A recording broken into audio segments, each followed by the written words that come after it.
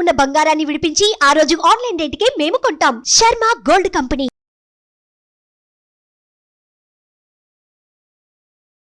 నమస్తే సార్. నమస్తే అమ్మా. సార్, శతభిష నక్షత్రం వారి విషయానికి వస్తే ఏ గ్రహ బలం బాగుంది అంటారు, ఏ గ్రహ బలం బాలేదు అంటారు, మరి వాళ్ళు చేసుకోవాల్సిన పరిహారాలు ఏంటి? శ్రీమాత్రే నమః. సర్వమంగళమాంగళ్యే శివే సర్వార్థ సాధికే శరణ్యే త్ర్యంబకే దేవి నారాయణ నమస్తే. అందరికీ నమస్కారం. ఈరోజు మనం తెలుసుకునే శతభిష నక్షత్రం వరుస సంఖ్య చూసుకుంటే 24వ సంఖ్య శతభిష నక్షత్రంది. అదేవిధంగా శతభిష నక్షత్రానికి అధిపతి రాహు అన్నమాట. రాహు దేని కారకుడు అంటే స్థిరత్వ కారకుడు, కాన్సన్ట్రేషన్ కారకుడు. అన్నిట్లో కూడా స్థిరమైన ఆలోచనలు రావాలన్నా, మంచి స్థితి కలగాలన్నా, చేసే జాబ్లో నైపుణ్యం సాధించాలన్నా రాహు మంచి స్థితిలో ఉండాలి వీళ్ళకి జాతకపరంగా.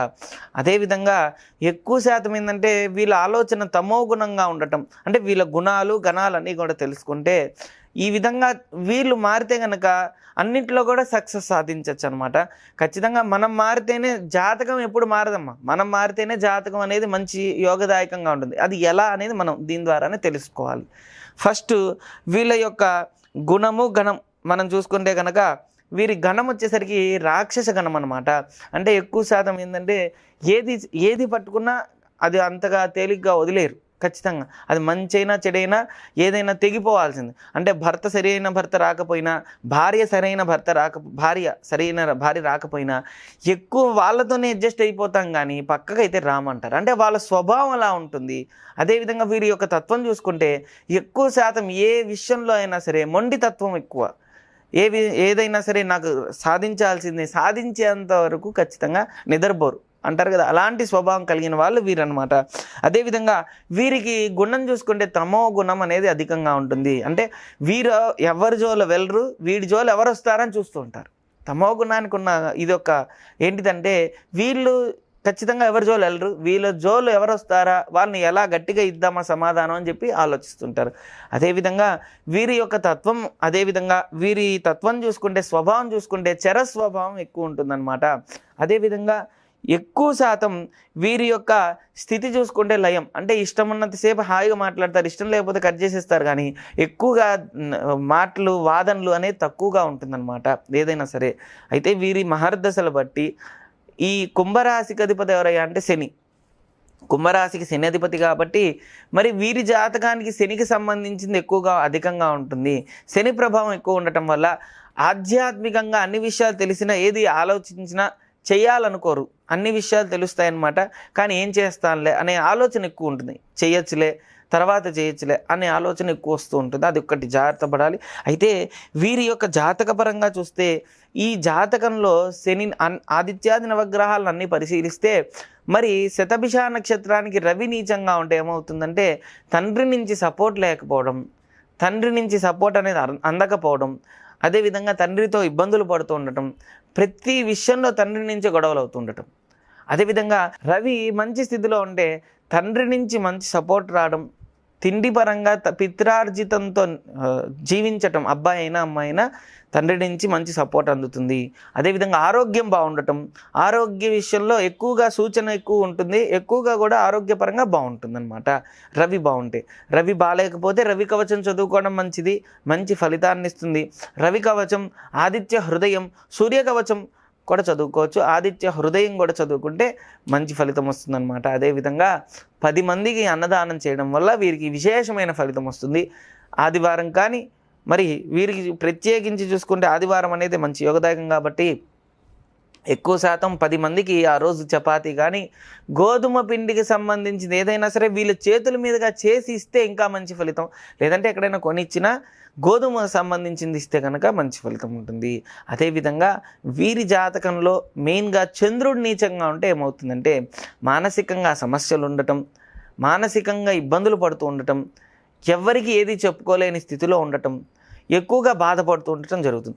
చంద్రుడు మంచి స్థితిలో ఉంటే వీళ్ళకున్నంత ప్రేమ ఇంకెవరికి ఉండదు. ప్రేమ అధికంగా ఉంటుంది, ప్రేమగా ఉంటారు అందరితో, ఆ ప్రేమని పొందగలుగుతారు కూడా రివర్స్లో కూడా. అదేవిధంగా అన్నిట్లో బాగుంటుంది. చంద్రుడు బాగాలేకపోతే చంద్రకవచం చదువుకోవాలి, బియ్యం దానం ఇవ్వాలి, 10 మందికి అన్నదానం చేయాలి. పౌర్ణమి కానీ అమావాస్య కానీ. స్వామి ఏందండి అందరికీ ఇదే రెమెడీ చెప్తున్నారు స్వామి అంటే ఈ గ్రహాలకు సంబంధించింది ఈ రెమెడీ చేస్తే తొందరగా సిద్ధిస్తుంది. చాలామంది ఏం చేయాలి ఏదో చేసేస్తే అవదమ్మా. అవకాశం బట్టి దానం కానీ, యజ్ఞం కానీ, జపం కానీ, దానం కానీ చేస్తూ ఉంటేనే దాని ఫలితం మనకి తొందరగా వస్తుంది.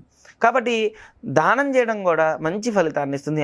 అనాథాశ్రమం, వృద్ధాశ్రమం, వేద పాఠశాల ఇలాంటివి మరి ఎన్నో ఆశ్రమాలు ఉన్నాయి.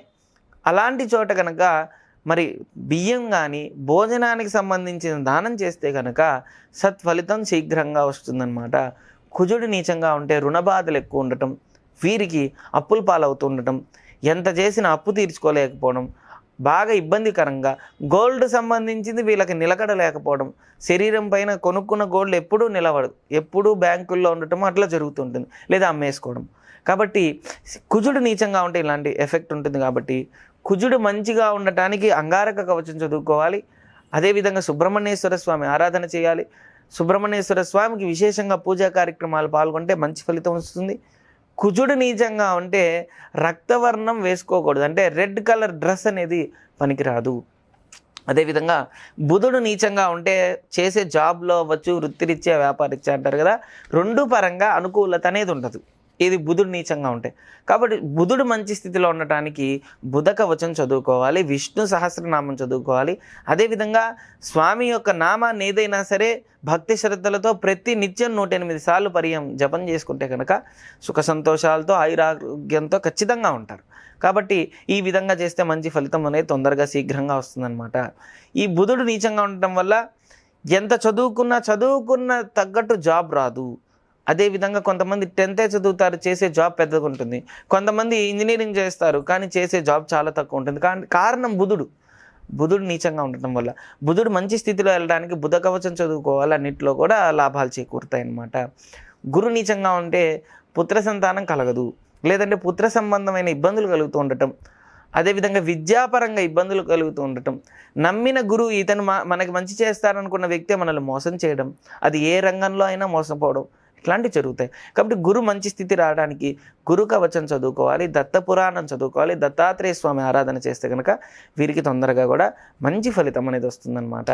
అదేవిధంగా శుక్రుడు నీచంగా ఉంటే భార్య నుంచి సపోర్ట్ లేకపోవడం, ఎప్పుడూ భార్యాభర్తల మధ్య గొడవలు అవుతుండటం, ఇద్దరి మధ్య అండర్స్టాండింగ్ లేదు, సుఖ సంతోషాలు ఉండవు, ఏదైనా సరే అనుకూలత అనేది ఉండదన్నమాట. ప్రతి దానికి ప్రతికూలత ఎక్కువ అవుతూ ఉంటుంది. అంటే ఒకరినొకరు సమర్థించుకున్నా గొడవలు అవుతూనే ఉంటాయి. కానీ ఈ శుక్ర కవచం చదువుకోవడం వల్ల, లక్ష్మీదేవి ఆరాధన చేయడం వల్ల, అర్ధనాదీశ్వర స్తోత్రం చదువుకోవడం వల్ల వీరికి విశేషమైన అన్నిట్లో కూడా యోగదాయకమైన అన్ని శుభవార్త వింటారు. భార్యాభర్తల మధ్య ప్రేమ అనేది పెరుగుతుందన్నమాట.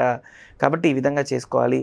వీరికి శని మనం చూసుకుంటే కనుక ఈ రాశికి కుంభరాశికి అధిపతి ఎవరయ్యా అంటే శని. కాబట్టి శని ప్రభావం అధికంగా ఉండటం వల్ల ఎక్కువగా మోకాల నొప్పులు రావడం, కాళ్ళ నొప్పులు రావడం, ఇప్పుడు ఏలినాటి శని ప్రభావం చేత ఎక్కువ శాతం ఇబ్బందికరంగా ఉంది. కాబట్టి శని కవచం చదువుకోవడం మంచి ఫలితాన్ని ఇస్తుంది. అదేవిధంగా వాకింగ్ ఎక్కువ చేయాలన్నమాట. ఆధ్యాత్మికంగా ఎక్కువ ప్రదక్షిణాలు చేయడం వల్ల వీరికి విశేషమైన ఫలితం వస్తుంది. నల్లటి వస్త్రాన్ని శనివారం కానీ అమావాస్య రోజు కానీ 10 మందికి దానం చేయండి. అంటే మన దగ్గర ఉన్నవైనా సరే 10 మందికి దానం చేయడం వల్ల నల్లటి వస్త్రం కనుక ఉంటే కనుక అవి వేసుకోకండి. శనివారం కానీ అలా ఎక్కువ శాతం మంచి ఫలితం రావడానికి అలాంటివి చేస్తే మంచి ఫలితం వస్తుందన్నమాట. ఈ విధంగా చేయొచ్చు. అయితే ఈ నక్షత్రానికి అధిపతి ఎవరయ్యా అంటే రాహు. కాబట్టి స్థిరత్వ కారకుడు, అంటే ఎక్కువగా మంచి జాబ్ చేయాలన్నా స్థిరంగా ఉండాలంటే మెయిన్గా రాహు. కాబట్టి రాహు కవచం చదువుకోవడం వల్ల మంచి ఫలితం వస్తుందన్నమాట. అదేవిధంగా దుర్గా సప్తశ్లోకి అని ఉంటుందమ్మా, అది చదువుకుంటే కనుక మంచి ఫలితం వస్తుంది. రాహుకేతువులకు సంబంధించింది ఎక్కువగా ఎంత ఆరాధిస్తే అంత మంచి ఫలితం వస్తుందన్నమాట. థ్యాంక్ యూ దత్త గారు. Thank you. ఓం శ్రీ దత్తాయ నమః. ఓం శ్రీ దత్తాత్రేయాయ నమః. సుమన్ టీవీలో మీ పర్సనల్ అండ్ బిజినెస్ ప్రమోషన్స్ కోసం కింది నెంబర్కి కాంటాక్ట్ చేయండి.